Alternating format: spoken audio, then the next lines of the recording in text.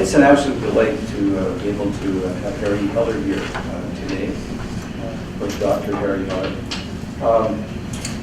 He's asked me to keep this very brief, and I'll try to keep this to about 45, well, no, a minute and 15 seconds. Harry and I go back a long way. I threatened to say this, what the heck. I was at Bonnie New Composite in Edmonton, some of you know that school. Harry was over at Big Composite, president of the Students' Union, and I told Harry the first time I heard of him was a very attractive young woman in front of me said, I'm going over to Harry Heller. And I said, who the heck's Harry Heller? He proceeded to give me a quick sketch of Harry and his prominent position over at Big Composite. He's been an extremely valued friend and colleague over the years. Without meandering too much here, I remember Harry well for late night visits and dinners and in strange places, never in Alberta. That's a telling thing about how colleagues relate to each other. But after I hadn't seen him for years, we had a delightful time in Australia, for example, at a conference. But places like San Francisco and Fredericton and these kinds of places. Harry's had an interesting career in terms of his academic travel. Started out at the University of Alberta, but also went to Princeton, McMaster for his PhD. Had a time sabbatical, I believe, at Oxford, and Ryan Wilson was still there. It was part of the PhD. Part of the program. And then, of course, he's been at the University of Calgary since the early 1970s. Right, so long and very, very distinguished career. I couldn't resist bringing a couple of these old books in. Harry Heller wrote a very seminal chapter when we didn't hardly have an intro book in sociology in Canada. In this book here that I refer to from time to time because when it was written, it was actually published in 1976 and valuable historical data now as a result of tables that he was using with Stats Canada going back to the 1940s at least. This was one of the first readers in sociology in Canada, specifically in social religion, unquestionably the first one. And Harry did some very important work, I cite it all the time, on why Alberta is not really the Bible Belt, contrary to what people have been saying up to that point in time. I love telling people, mentioned at a sociology meeting in the summer, when I was running into Harry in the early years, he was working, he said, on his book on Canadian society. And always wondered when that book was coming out. We seem to be working on it for a long time. Well, the good news with that book is that it's gone through.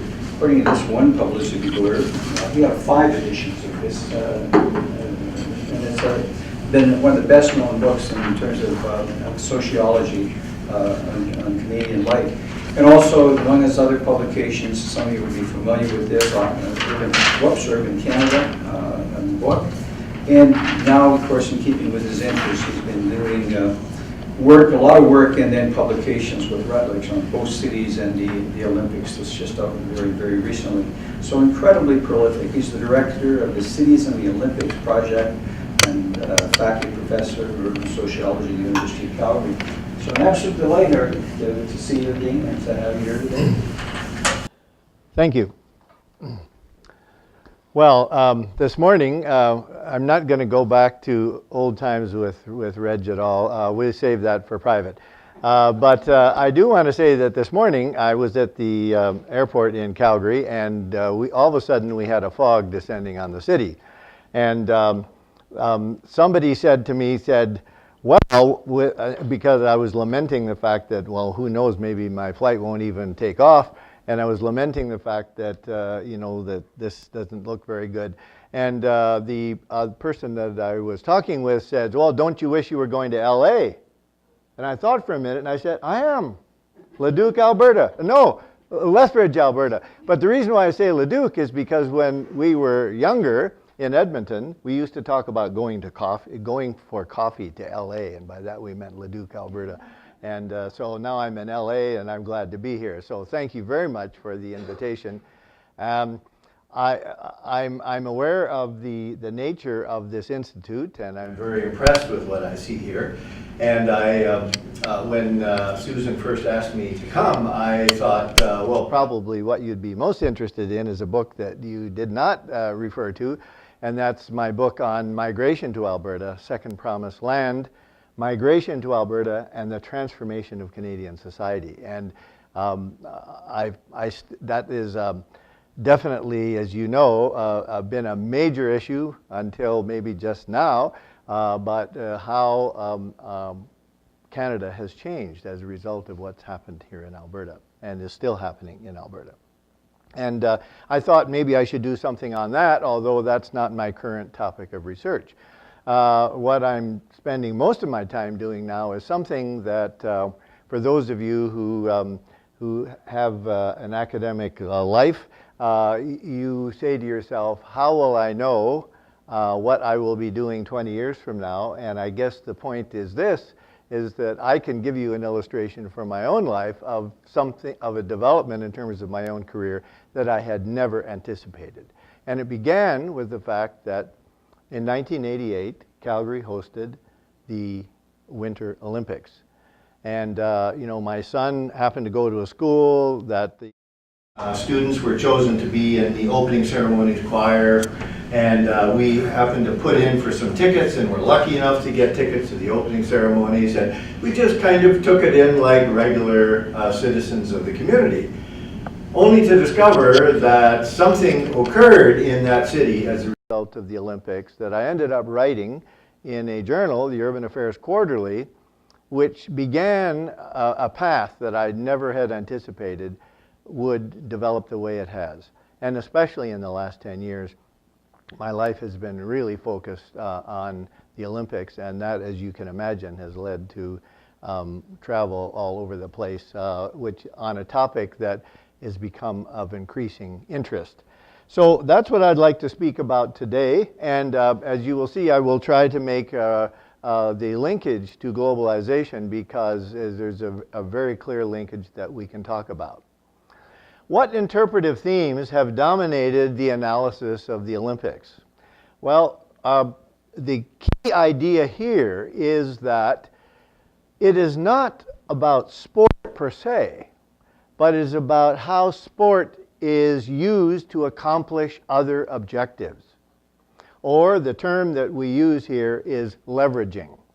In other words, a city that wants to host, and we have a representative from the city here today, that is considering hosting a major sporting mega event, does not do so with the idea, oh, we love sport, and wouldn't it be nice for us to host this event because of the sport? Usually there is another goal. What is it that this event will contribute to our economy? What will it contribute to our sporting infrastructure? And so on and so on. But it's a lot more complicated than those two illustrations that I've just given.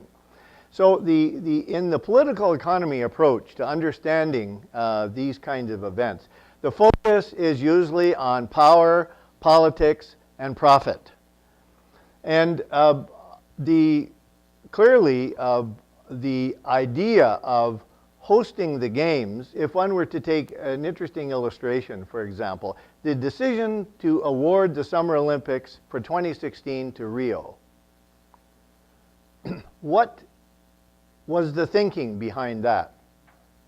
But it doesn't take long, if you look very carefully, to see that the IOC depends very heavily on support from what they call top sponsors, the Olympic program sponsors, TOP, top sponsors, which are companies like Coca-Cola, Visa, Lenovo, McDonald's. You can go down the list of very well-known multinational corporations that are very interested in the linkage with the Olympics. Now, you say to yourself, all right, why Rio? Well, the games have never been held in South America.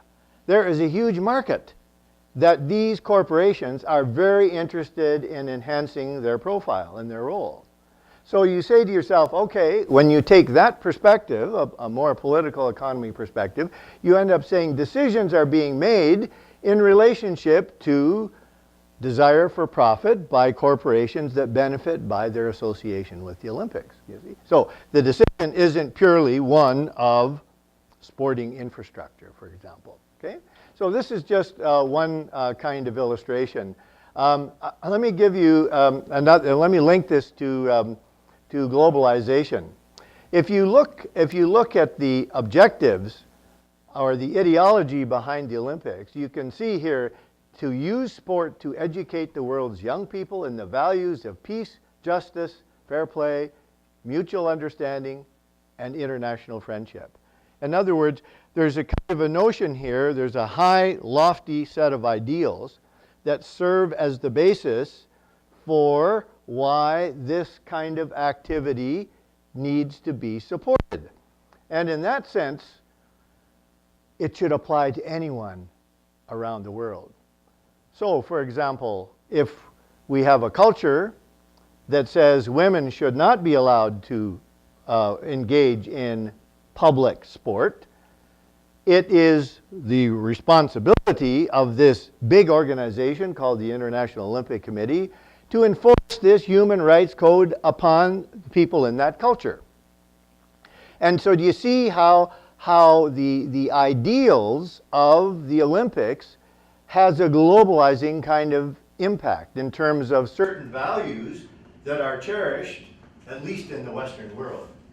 And that idea of women participating, for example, you may have heard in Iran or Iraq just recently, a woman was put in jail because she had attended a soccer match in which men were playing in that culture. But the IOC, following standards and values of the Western world, says that is unacceptable. So you see how the globalizing influence ideologically of the Olympic movement. The Olympics is also an arena for the display of national identities and superiorities. Very interesting thing. Just recently, well, actually a year or two ago, the United States Olympic Committee said, since the bulk of the monies of television revenue that comes to the Olympic organization comes from the sale of advertising time in the United States, therefore the United States Olympic Committee should get more of that revenue. Now the IOC says, just a minute, well, the money we get like this is given to places like Kenya, it's given to places like Ghana, given to places like Costa Rica, and so on, where they don't have, the government doesn't have money to provide athletes. And if we're going to have a global event, we want people representing all the countries of the world. So the IOC says, hold it, but we don't feel an obligation to give you any more of the money. But the United States Olympic Committee says, but hold it, that money is coming from our own society, we should get a bigger chunk of it back. So there was a real fight going on, and of course as a result of, if you remember the 2010 Olympics in Vancouver, Canada had this big program called Own the Podium. And the whole idea was putting more money into training of athletes in order to succeed better. So the assumption is if you have more money, you can do better in terms of performance. So if that's the idea, then really, if we give more money to the United States Olympic Committee, what we're doing is only reinforcing American superiority in terms of performance. And is that really what we want to do? But you see the dilemmas here, because succeeding well at an international platform in terms of number of medals won and so on is an important way in which a society demonstrates its superiority in the world. And so you can see the struggle then between Russia, United States, increasingly China, now and so on, these major powers using the Olympics as a way of making a global statement, you see. Okay, so, and so this is really interesting as well because what you're doing then is you're reinforcing national identities at the same time that you're bringing people into competition at an international level. So you're doing two things at once. You're building national identities, but you're also taking that other step and you're building international linkages that are also important. So this is all part of this globalization thing.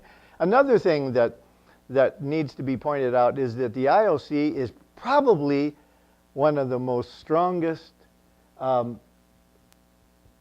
supranational organizations in the world. We know that multinational corporations often speak in terms of dominance and that kind of thing. But in this case, we're talking about a non-governmental organization that is extremely powerful. In fact, the president of the IOC is treated like a head of state. Wherever this person goes, he is met by presidents and premiers and whatever the case may be, and treated as though he is a head of state, but he isn't. So it gives you some kind of sense about how a sporting organization takes on a global role that, that one probably wouldn't have predicted 20 or 30 years ago. And it's really quite amazing. I'm not going to belabor these points, but in terms of globalization, the IOC actually has a regime of international regulation. In other words, they have rules and regulations that all participating countries must follow. And in that sense, they have more power, if you will, than even the United Nations does. Because they are able to say, if you want to participate in our games, this is what you must follow. These are the codes, these are the obligations that you have to follow. And then, of course, the issue of global economic integration is clearly big, and there's a lot of literature, again, on how various economic organizations use the Olympics in order to bring the world closer together, but for their own profit.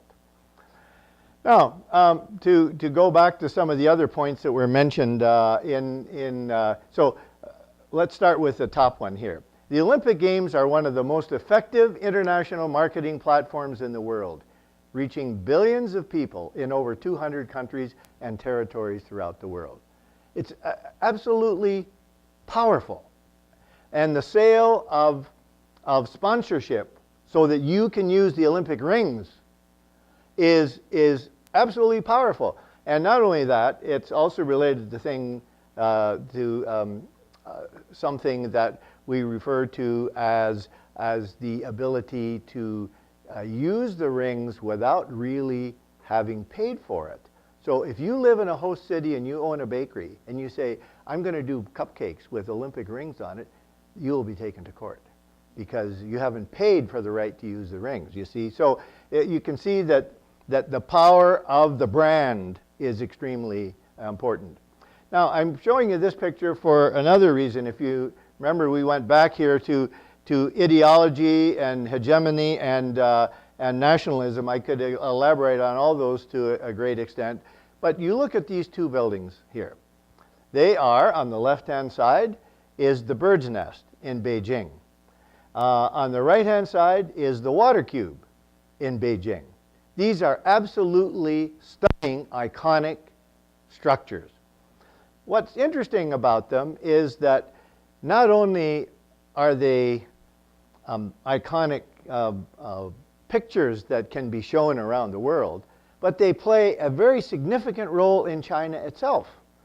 They serve in many ways as a symbol of control by the governing party that they have the best interests of the people at heart, because they are the ones who are creating these structures that are now being broadcast throughout the world.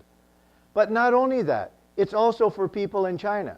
So the #1 tourist destination for local people in China is to visit these structures, and especially to visit them at night. As you can see, they're stunning. So there's all kinds of literature, again, that talks about how these iconic structures are a means of social control among Chinese people, to indicate here is a government that is taking our nation to the world. Here is a government that is progressive in the best sense of the term as they understand it, and therefore you should support it and not create any problems. So it's a very interesting illustration of how nationalism, social control, and all these kinds of things are represented by these structures. Now, there's another dominant interpretive theme, And that focuses on how host cities use events like this in order to accomplish something that will help to improve their city. In other words, using sport as an urban tool. So, place marketing is one of the big things, or re-imaging your city. Many people, for example, have pointed out that by Beijing hosting the Olympics, it was a sign, a symbol of a country coming out into the world and participating in a different way than it has in the past. We could even take the 1988 Olympics in Calgary as another illustration of that, because in many ways, that represented a new kind of Calgary that was no longer just a regional hinterland city, but was now a city, primarily as a result of energy, that is now have a global outreach. So you begin to see again and again how many cities want to create a new image of themselves in the world. And I could give you many more examples from cities, but this whole business of re-imaging, creating a new image of themselves is a very important theme that we find even among economic development people within these cities that bid in the first place. Another way we describe this is urban entrepreneurialism. In the kind of world in which we live, where cities are competing against each other, one of the most effective ways to do it, because of the television outreach of the Olympics, is by hosting the games. And I've got a couple of examples here. Baku. Anybody know where Baku is? Baku is in Azerbaijan.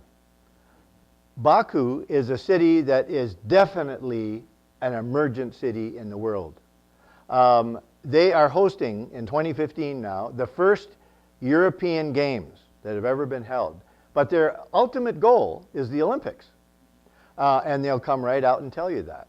And you say, well, I've never been there, I have no idea, don't even know much about it. But these emergent cities, particularly where money is now available primarily through oil and that kind of thing, it's a whole different world. Doha is another one. Doha is hosting the World Cup in soccer in 2022. There is absolutely no doubt that their goal eventually is to host the Olympics. I was there about 2 years ago, and it's very interesting that even with the money that they have and the technology that they're willing to bring together from all over the world, one of the issues is heat. And it's very interesting to see that they showed us, we actually experienced it, how they can create an outdoor stadium using innovative air conditioning methods. An outdoor stadium where the actual field is 19 degrees, even though it's 38 degrees outside. And this is an outdoor stadium. And again, they're bringing the best minds together to make this kind of thing happen. And we'd say, but hold it, New York, London, Paris, I can understand. But it's these emergent cities, you see, that see the Olympics as an opportunity to make a statement that is really quite significant. Urban regeneration is another interesting thing. Taking a particular part of the city that is derelict, that has been decaying for whatever reason, and using the Olympics as a way of addressing that problem. And London is a good illustration because the Olympic Park is built in East London, and the whole redevelopment, regeneration of that part of London has been built around the Olympics. Rio, as you know, Rio has hundreds of favelas, where a very poor shacks, shanty towns, whatever. And again, I've seen it for myself, because they are using the Olympics as an opportunity to transform some of these favelas. The trouble is that they've put in medical facilities, they've driven out the drug lords, they've put in schools and so on, but that's only one favela, and it becomes kind of a demonstration project, but it doesn't change the life for the rest. But you can see that in many ways that that the Olympics then becomes the catalyst to look at ways of improving the city in one way or another. There's a lot more that one could say about these things. The relatively new theme that comes more from my work is an interactionist approach that looks at the city as a place in which people have a diversity of opinions about whether hosting these sport mega events is a good thing or not. And the argument here is that the idea of hosting a sport mega event is a civic policy objective. It may be supported by other higher levels of government. In fact, it has to be supported.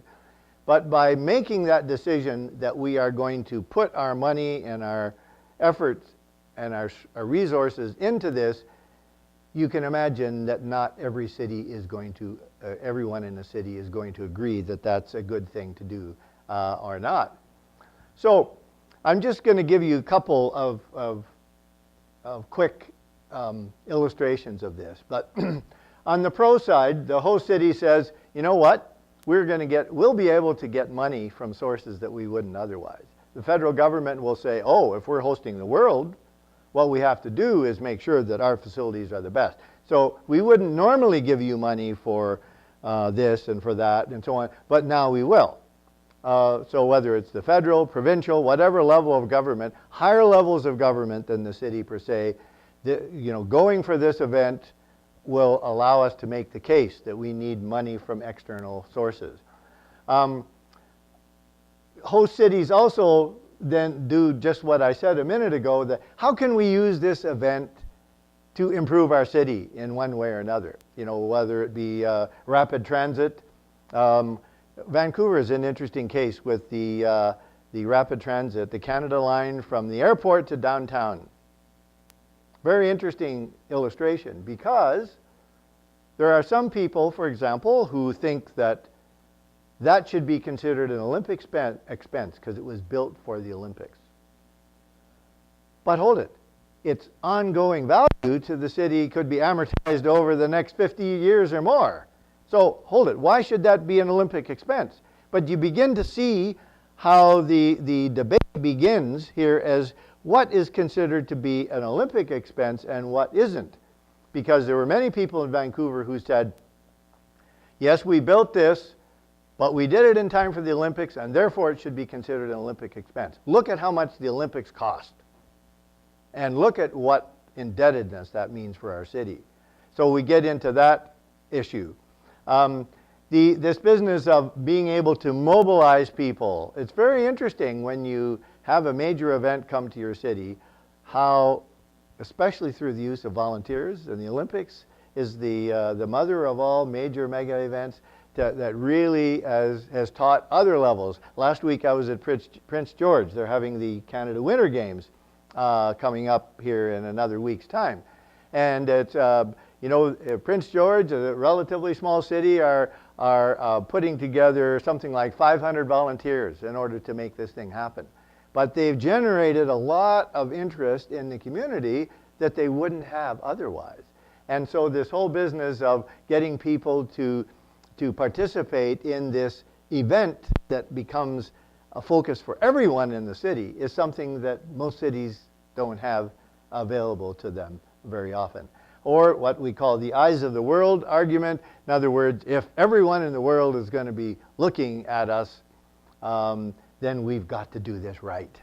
And, sure, there's more expenses. Okay, well, we can deal with that because if the whole goal of this event is place marketing, making our city more desirable for inward investment, for tourism, for whatever, then we have to do it right at whatever cost. And that becomes a big issue, as you can imagine. So on the other side, of course, there are people who argue, you know what, money should go to education, should go to health and medical care. We shouldn't be building stadiums and velodromes, for example. If you host the Summer Olympics, you have to have a velodrome. How many cities need a velodrome? for cycling, going in circles. That kind of thing. We need our money being placed somewhere else, not this global circus for 17 days that drains us dry and leaves us with a hangover after the party is over, that kind of argument. So uneven benefits. Fixed timelines mean that, you know what? We can't consult with communities like we normally would in planning. We have to get this done because it has to be ready by this date. And that kind of thing often creates conflict in the city. We're also doing things to meet the requirements of the IOC. And by the way, it's not just the IOC, it's all the sport federations that are part of the IOC. So the International Basketball Association, the International Figure Skating, all of those federations have their own requirements. And you've got to meet those requirements with the appropriate facilities that they need. So we're doing things for them as opposed to doing things for us. And then, of course, the fear of debt or uncontrolled costs. Montreal is the poster boy, if you will, of all cities in the world in this whole thing because they had a debt that lasted them something like 30 years or something like that.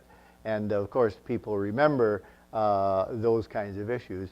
There's a whole group of people who are opposed to the Olympic movement who basically take that argument that there's always debt and costs are hidden and buried.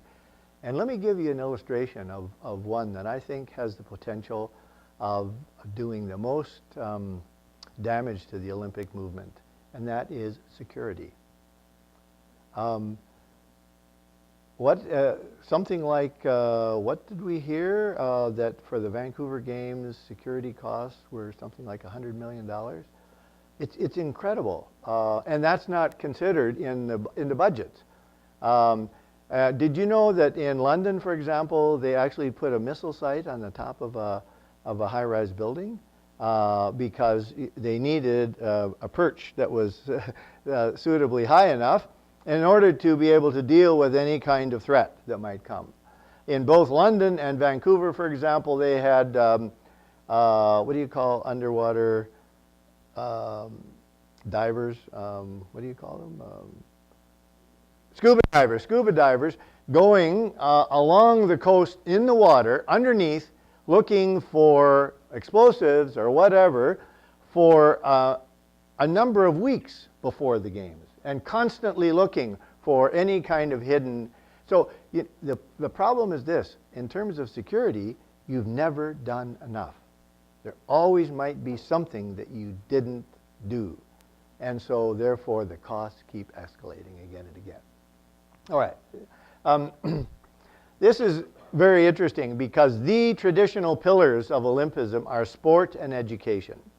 Pierre de Coubertin, who was the founder of the modern Olympics, that's what he said. Sport should be used as a way of educating people. Education can be a way in which sport links together to create, as I showed you before, a peaceful society and toleration and so on, and bringing people from around the world together. So those two things were the traditional pillars. But in the late 1990s, the city of Sydney, in their attempt to compete with other bid cities, and that's always the issue. How do we make our bid more appealing than the other competitors that we have? And they came up with the idea, we want to have a green games. And as a result of that, the IOC eventually adopted the idea of the environment being the new pillar, the third pillar of the Olympics. Now, as long as this was understood only in physical terms, in other words, greening the Olympics, what can we do in terms of carbon offsets, what can we do in terms of waste and all these kinds of issues, it's one thing. But if you follow the literature on the environment, now you can see that it also has an economic and a social aspect to it as well, which ends up making organizing for the Olympics much more difficult. And it's related to these two issues. One is legacy. In other words, what will there be after the games are over? What will be the legacy of the Olympics or this sporting event for the community? And how do we link it to principles of sustainability?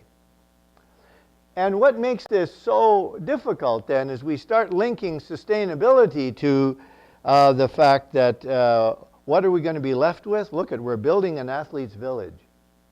Will there be any housing for people who need affordable housing? What are we doing to use the Olympics to train people who are underskilled and unemployed? What are we doing to ensure that that what we have after the games will make our city better socially and economically, and not just the physical environment? All right. So can you imagine somebody has said, I really want to be the driver behind hosting these games. And I'm willing to even be the CEO of the games. Only to realize that I am not just planning sporting events, I am really dealing with all kinds of local issues. And I'm supposed to, and in Vancouver is a perfect illustration of that. It happened also in London. But the whole thrust is what are we doing to make our city better, not only in terms of the physical environment, but socially and economically. So housing for the poor, what are we doing to address poverty? What are we doing to address unemployment? And all these kinds of things, which you see makes the games far more complex. So I'm not just organizing sporting events and competitions. I am solving the social problems of our city. So if you'll notice that almost every Olympics now, and in fact the IOC has very much liked the idea that the Olympics will make a contribution to the city in a way beyond sporting infrastructure. Even the Canada Winter Games in Prince George, one of my former students is the manager of sustainability for the Canada Winter Games. And the whole goal here, you see, is far more complex than just saying we are organizing sporting competitions and that's it. Okay? So you see, if I can just throw this in, what really got me going on this in an important way was when I was in Cape Town, South Africa for a number of months when they were bidding for the 2004 games. In fact, I'm going to show you a picture of that in a minute. And it's very interesting. They were trying to use their Olympic bid as a means of transforming the apartheid city. Amazingly ambitious. And you couldn't be against it because that kind of goal was very strong. But you can see this is far more than planning Olympic competitions. Okay. So, how are we doing? Okay. So my focus then, I always like to focus on the host city then. So the Olympics for most people is a mediated event. We watch it on television. But if you are in the host city, it's a different story altogether. Local residents experience the games as an urban event indirectly or directly for 7+ years. So what my argument then basically is that the host city is not just a location or a context. It's not just a container, but it is a place where people interact with the games in many different kinds of ways. And I'm going to give you lots of illustrations of that, okay?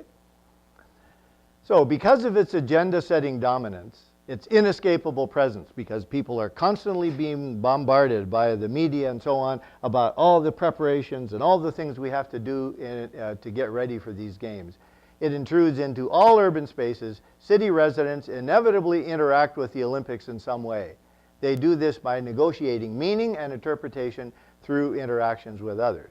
Now, you're going to see that a little more clearly with some of the illustrations that I'm going to give you.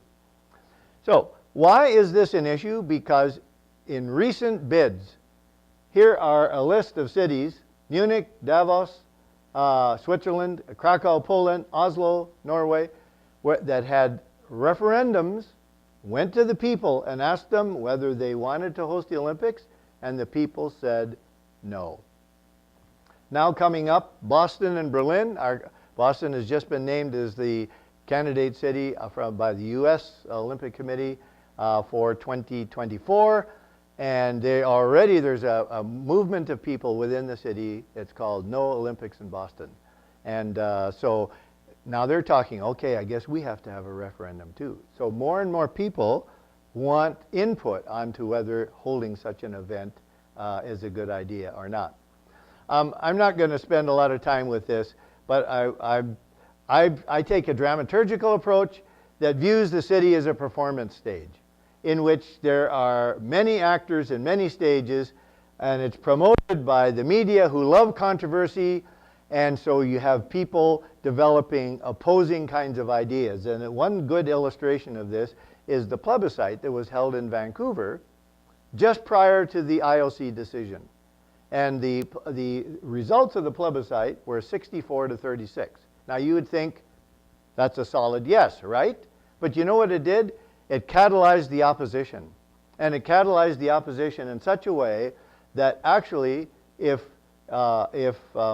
polls had been taken even a year later, they would have discovered that more and more people were suspicious, if not opposed to hosting the Olympics. Mainly, again, because of the fear of the cost implications and the implications for a city that already has an overheated housing market. Who needs more pressure along that line? There's more that could be said. But, so here we go. Is this the Olympics? This is Vancouver, 2010. In the name of security, to make sure that people feel safe. Here is an illustration of police going out to their corner spots where they stood to make sure that people were safe. Now, again, you say to yourself, I can't believe this would happen in our culture, but it did. Or, here's another one. This is the second day of the Olympics in Vancouver, what's called the Heart Attack March. And these were people who associated the Olympics with multinational corporations and global capitalism. And therefore, they decided that it was their role to make their point, and they did it by taking these newspaper boxes and throwing them through the window of the Hudson Bay Company in downtown Vancouver. This was the most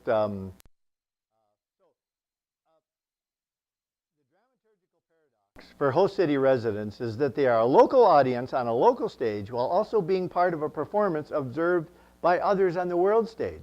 So this kind of thing that happened was broadcast all over the world. Why? Because the media that are there for the Olympics discover that there's all kinds of interesting things happening in the city.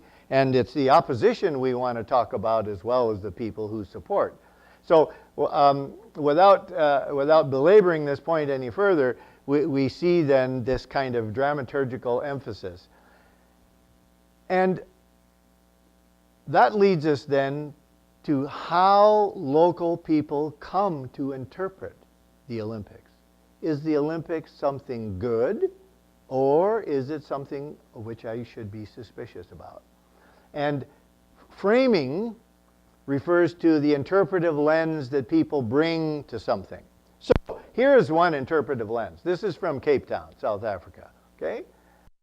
The master frame presented by the Olympic proponents was that the Olympics will help us accomplish all kinds of things in the city that we haven't been able to accomplish. This is a freeway where they ran out of money right in the downtown.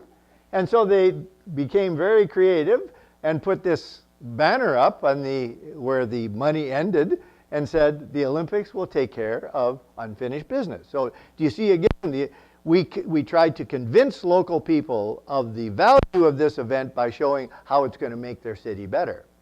Or here's another one. This is Archbishop Tutu, who was on billboards all over the country. If Cape Town wins, we all win. Oh, really? How do we all win? By hosting the Olympics. Oh, I don't own a hotel. I don't own a restaurant. How can I win? You see, so they had a logic that was related to that, but there was also a counter logic that developed where people said, what do you mean everybody wins? How is that possible?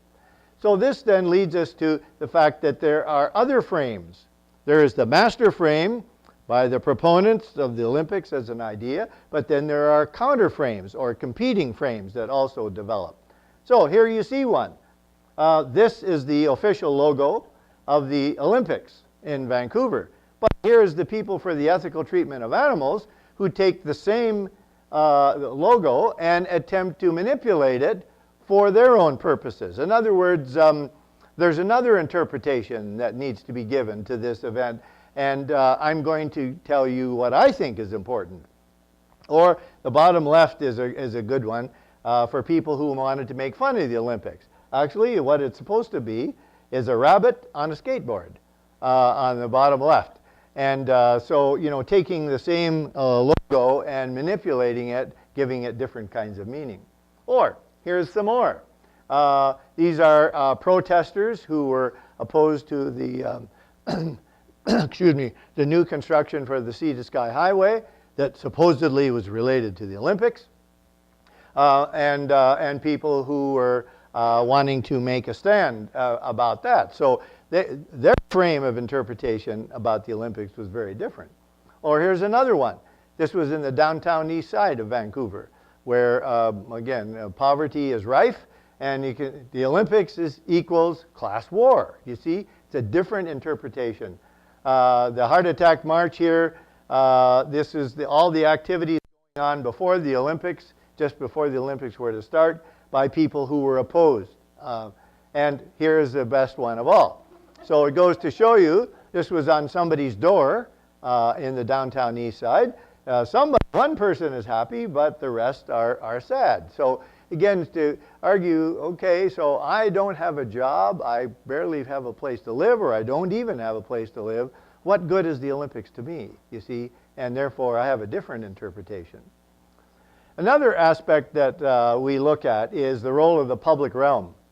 And this is very interesting because during these sport mega events, and they're actually planning the same kind of thing in Prince George. They've got all kinds of things going on in the downtown core that are free. You don't have to have a ticket for. And that ends up being major things. And if any of you were in Vancouver during the games, you saw the thousands and thousands of people on the street, and here they are. When else do you see that? Normally, streets are thoroughfares for automobiles. Streets are closed off. Urban space is transformed and given a new meaning, and it's a happy one, and people like that. Again, pro-social behavior. You can imagine that was probably the gold medal hockey game. But here, the top left picture is the anti-poverty Olympics. People who attempted to use the Olympics as a way of drawing attention to poverty. And they had their own torchlight parade featuring Mr. Condo, you know, condominium. It takes a lot of money. We don't have any dough. Or Creepy the cockroach, that's the kind of houses we live in. Or Itchy the bedbug, you know, that kind of thing. And protesting on the bottom right one against non-celebratory signage. Do you know that you cannot hold up a sign that says, I hate the IOC? Or, again, the IOC requires order during the games, and at least anywhere near Olympic facilities, you must behave in a certain kind of way. And so this is what's called non-celebratory signage, any kind of protest. Did you also know that if you host the Olympics, that you are required to buy up all the billboards outdoors and make sure that they are available only to sponsors. So you don't want Burger King buying up billboards and using this as an opportunity to promote Burger King when McDonald's has paid the money to be an official sponsor. You see, this gets very complicated. So look at this is again Granville Street in Vancouver during the games. Again, you know, where police are playing a very different role. They join in the fun, so to speak, as opposed to being regimented in some kind of way. The role of public spaces here is really very interesting, and I'll explain to you why in a minute. And here was someone who was a torch bearer, and she walked around downtown and with this sign, "Be my torch toucher." And people would stop her and take pictures with her. They didn't know who she was. You know, she was a nobody, but she was somebody because she had an Olympic torch. And I thought that was kind of an interesting thing. And then, of course, if we go to Calgary again, you can see some very interesting things. Many people will say, if I asked you who won gold medal in hockey at the Calgary Olympics, you'd say, I don't know. Who won gold medal in figure skating? I don't know. But everybody knows Eddie the Eagle because he finished last. And it's very interesting. I have the radio stations in Calgary were playing this ballad that was created during the games. It's called the Ballad of Eddie the Eagle. He made us see the Olympics for what they really are, that anyone can play the game and everyone's a star. That's not what the Olympics are about. It's high-performance, elitist sport. But you can see people created a festival kind of atmosphere and turned the Olympics on its head in terms of the elitism that it stood for. Or here's the other one, the other loser, the Jamaica bobsled team, the only losing performer at the Olympics ever to have had a movie made of them. Cool Running, if you remember. Okay, so what the argument here is that losers were made folk heroes. And how did it happen? Because of that's what the people did, so to speak. Okay, the Olympics as a symbolic platform. Everybody wants to use the Olympics for its own purpose. And we have the official sponsors, but then we have people who try to make use of the Olympics for their own benefit. It's called ambush marketing if you do it because there are certain things that are all copyrighted, like Vancouver 2010, copyrighted. You cannot use that. So look at this. This is Lululemon. They created their own line of clothes called Cool Sporting Event that takes place in British Columbia between 2009 and 2011. They couldn't say 2010. And so a very interesting thing. Governments attempt to use the Olympics for creating business meetings to attract more investment and that kind of thing. But numerous interest groups also try to use the Olympics for their own purposes. Let me give you an illustration here. All of a sudden, in any park, all of a sudden one day, here this red tent campaign shows up during the Olympics. For what purpose? To draw to people's attention the need for affordable housing for people. And this is the red tent campaign. They were using the Olympics for their purposes. There's another movement of Christian organization. One was called, that came more from the right, was called More Than Gold. And the other one that came more from the left was called Share the Gold. So the whole idea was, how can we use the Olympics to argue for certain values that we think are important? And of course, everyone remembers from the Vancouver Games the patriotism expressed through mittens. Look at this. When in Canadian life ever has there been a demonstration of patriotism like there was during the Vancouver Olympics? And it spread across the country. Those mittens were sold out in St. John, Newfoundland, just like they were in Vancouver, and it became a big thing. It's very interesting that I like this picture because I'm making an assumption here about these people which may be incorrect, but we do know that 40% of Vancouver's population is foreign-born, half of which arrived in the last 15 years. This provided an opportunity, the first opportunity publicly, that people could express their love of their new country. And here's the one. I like this one. I show this one, but you'll see the next one as well. You would, if you were to follow stereotypes, you would say, I couldn't imagine a person wearing a turban being patriotic to Canada. But here the person has a legitimacy and authority and to actually go ahead and to demonstrate that publicly. But to just show you again how people's behavior in the public realm changes through all these public, and I've seen this in London, we've now seen this everywhere. Look at this. You would never, and I shouldn't say never, it'd be highly unlikely that you would see people hugging each other who are strangers on the street normally, let alone people of different backgrounds. And here you see it. And again, there's something about these mega events that transform the public realm and people's behavior in it.